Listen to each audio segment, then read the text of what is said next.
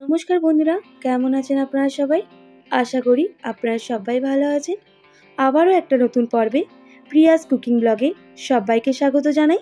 আজকের পর্বে আমি আপনাদের লাউয়ের ফুলুরি করে দেখাবো। তো বন্ধুরা, স্কিপ না করে সম্পূর্ণ ভিডিওটি দেখার জন্য আপনাদের কাছে অনুরোধ রইল। চলুন আমরা এবার দেখে নিই। এর জন্য আমাদের লাগছে একটা লাউ। আমি লাউটাকে দেখুন কেটে ভালোভাবে সবুজ অংশগুলো বাদ দিয়ে দিয়েছি যাতে না তেতো লাগে, আর ভালোভাবে গ্রেট করে নিয়েছি। এবার আমি সেদ্ধ করে নেব। এর জন্য একটা কড়াই বসিয়ে দিলাম। এবার কড়াইয়ের মধ্যে আমি লাউটাকে দিয়ে দিচ্ছি। আমি 15 মিনিটের জন্য লাউটাকে ভালোভাবে সেদ্ধ করে নেব। তো বন্ধুরা, আমার ভিডিওগুলো যদি ভালো লেগে থাকে আপনারা অবশ্যই like, comment, share and subscribe করে দিতে একদমই ভুলবেন না, আর আমার পাশে থাকবেন প্লিজ। তো আমি 15 মিনিট মতো সেদ্ধ করে নিচ্ছি। দেখুন সেদ্ধ হয়ে এসেছে। আমি এবার একটা পাত্রের মধ্যে নামিয়ে নেব।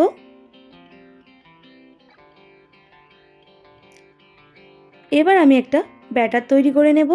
তার জন্য আমি এখানে নিয়ে নিয়েছি লবণ, চিনি, নারকেল কোড়া, পানমৌরি, চালের গুঁড়ো, খাবার সোডা, আর লাগছে আটা আর চালের গুঁড়ি।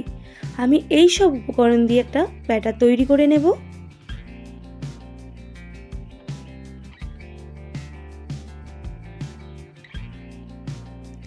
তো আমি লাউটাকে আগেই দিয়ে দিয়েছি।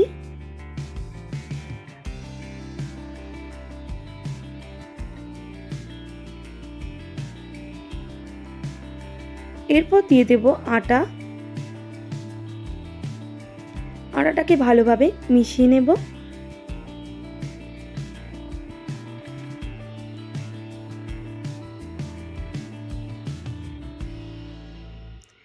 এরপর দিয়ে দেব চালের গুঁড়ি,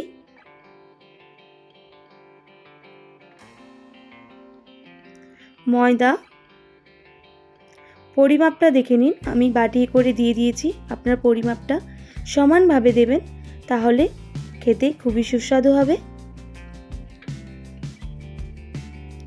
এবার আমি অল্প অল্প জল দিয়ে ব্যাটারটা ঠিকভাবে গুলিয়ে নেব।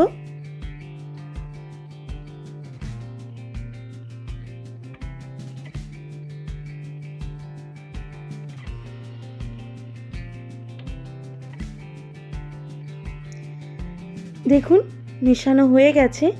আমি এবার এর মধ্যে চিনি দিয়ে দেব। আপনারা মিষ্টিটা কম বেশি করে নেবেন। আমি এখানে 5 থেকে 6 চামচ চিনি দিয়েছি, আর দিয়ে দিয়েছি নারকেল কোড়া। আমি এখানে অল্প খাবার সোডা ইউজ করব। দেখুন সবটা দিচ্ছি না। এবার পানমৌরি দিচ্ছি। আমি সবটা পানমৌরি অ্যাড করব। আবারও ভালো করে মিশিয়ে নেব।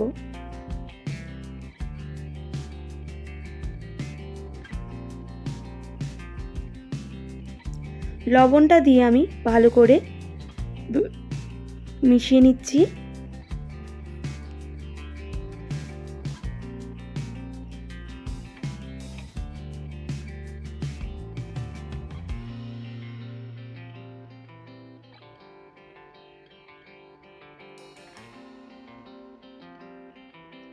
দেখুন মেশানো হয়ে গেছে ভালোভাবে।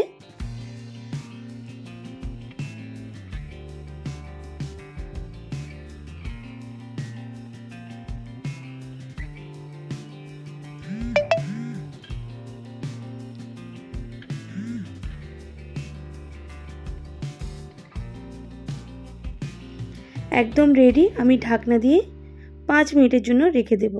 5 মিনিট পর আমি এখানে লোহার কড়া ব্যবহার করব ভাজার জন্য।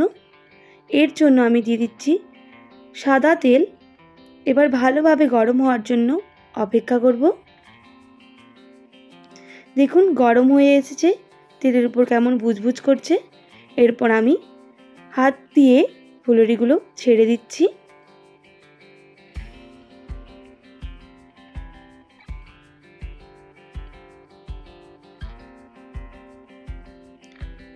দেখুন এবার আমি হালকা আঁচে ভালোভাবে ভেজে নেব।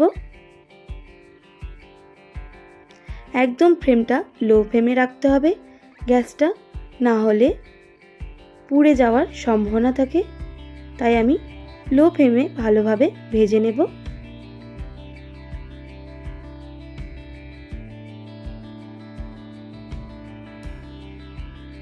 ভালোভাবে উল্টে পাল্টে দেখুন ভাজতে হবে।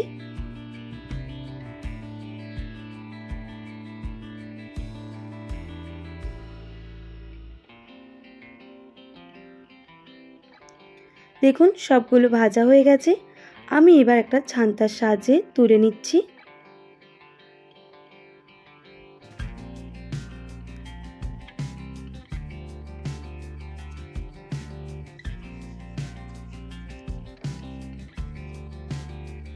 আবারও একবার দেখুন দিয়ে দেখিয়ে দিচ্ছি।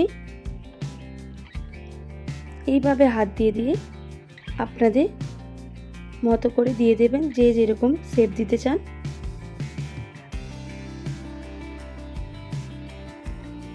আপনারা চাইলে এখানে চামচও ব্যবহার করতে পারেন, চামচে করে তেলের মধ্যে ছেড়ে দিতে পারেন। দেখুন একদম রেডি লাউয়ের ফুলুরি।